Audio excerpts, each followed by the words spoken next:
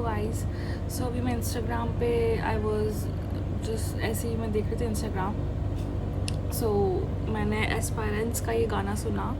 उस पर धागा, गाने का नाम है धागा, और उसकी लिरिक्स बहुत ज़्यादा इमोशनल है। मतलब जो यूपीएससी की जर्नी पे बहुत टाइम से है ना, दे नो कि वो लिरिक्स कितनी ज़्यादा अच्छी है। I mean they can relate with the lyrics literally. Even मतलब उस गाने के बारे में सोच के, और मतलब जो भी मुझे अभी इमोशंस आए माइंड में, वो सब सोच के भी मतलब आंखें ना भर सी जाती है। उसकी उसकी लिरिक्स ना कुछ ऐसी है, मेरे मन की झोली में छोड़ कर ये यादें। तो बहुत डीपली फील होता है कुछ इसकी लिरिक्स को सुन के। I have open this lyrics यहाँ पे लैपटॉप में, मैं पढ़ रही हूँ। तो कुछ ऐसी है, धागा ये टूटे ना ये धागा, नाजुक से वादों का ये धागा। यार बड़ी इमोशनल सी लिरिक्स है इसकी। सो ये लिरिक्स सुन के ना मुझे बहुत ज़्यादा इमोशनल फील हुआ। मतलब मुझे अपना दिल्ली में, I use to prepare in Delhi, मतलब बहुत टाइम पहले की बात है, अब तो काफ़ी टाइम हो गया, 1-2 साल हो गए, ज़्यादा ही हो गए होंगे। At that time I use to stay in Delhi and मेरी कोई कॉलेज लाइफ नहीं थी, बिकॉज मैंने कॉलेज के फर्स्ट ईयर में ही I join Vajiram and Ravi, and मैंने कॉलेज ओपन यूनिवर्सिटी से करी है, इग्नू से, for this only because I wanted to prepare nicely. So my father told me कि बेटर होगा कि तू कोचिंग पे ही ध्यान देगी एंड कॉलेज ऐसे हो सकती है डिस्टेंस से।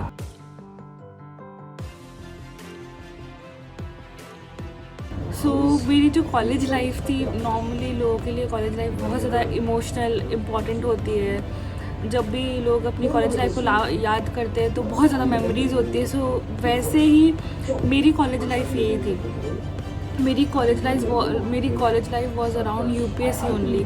मेरी कॉलेज लाइफ पूरी वाजीराम में ही निकली है। मतलब 3 साल मैंने कंटिन्यूसली रिपीटेड कोर्सेज भी किए वहाँ पे। मैंने जीएस का 2 बार कोर्स किया है वहाँ पे। सो मैंने रिपीटेड कोर्स किए हैं शुभ्रा मैम के भी।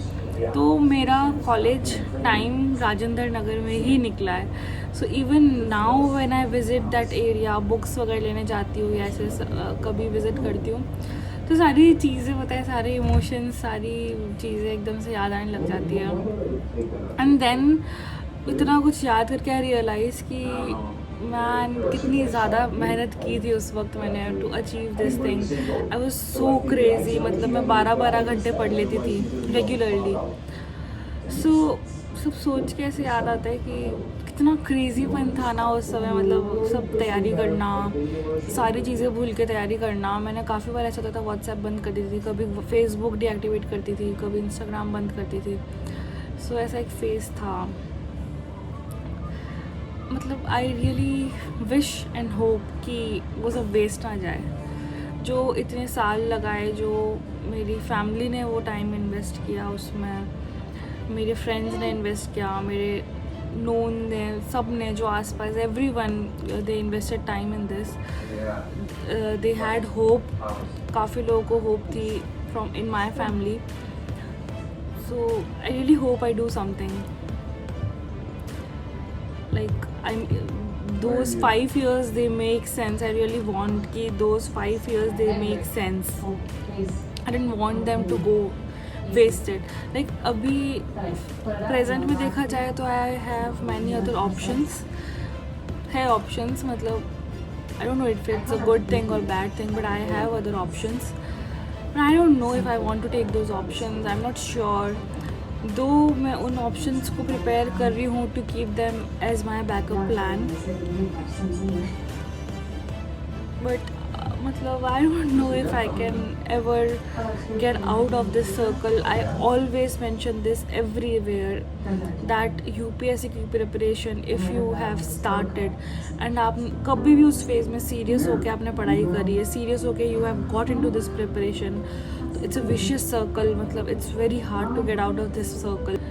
It's very tough, seriously. Once you have started preparing for this preparation, for this exam, it's very hard to get out of this circle.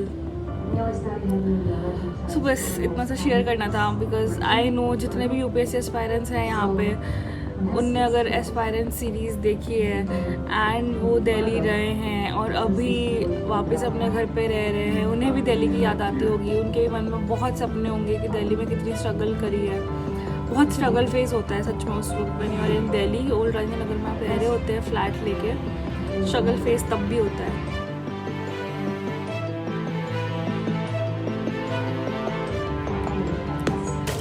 Just wanted to share this. I don't know if all this makes sense or not. But one thing, अच्छे से prepare करो, सब कुछ can wait, everything else can wait. Just achieve this dream. It's a dream, मतलब it's one of a kind dream.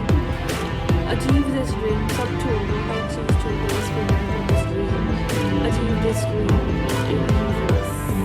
Whatever it takes, do that thing. मतलब कितने भी hours लगने हैं, कितनी भी बुक्स पढ़नी पड़े, whatever it takes you can do. If you have stepped into this thing, you can win because you have already taken the first step. सबसे हार्ड होता है फर्स्ट स्टेप लेना है कि डिसाइड करना है कि मुझको इस चीज़ के लिए प्रिपेयर करना है, that's the hardest part. But अगर आप वो स्टेप ले चुके हैं और if you have already started preparing, you can do it. Just stay strong. जो सोच के प्रिपरेशन शुरू की थी ना, जो माइंड में उस वक्त था, उस चीज़ को याद करो अभी भी. बिकॉज अभी भी इस टाइम में जब मैं थोड़ा इधर उधर भटक जाती हूँ या कुछ और प्लान्स आने लगते दिमाग में, तो काफ़ी बार वापस पर्पस याद आता है कि मैंने क्यों शुरू करी थी ये पढ़ाई, उस वक्त दिमाग में क्या था, स्टार्टिंग ईयर्स में मेरा क्या माइंडसेट था.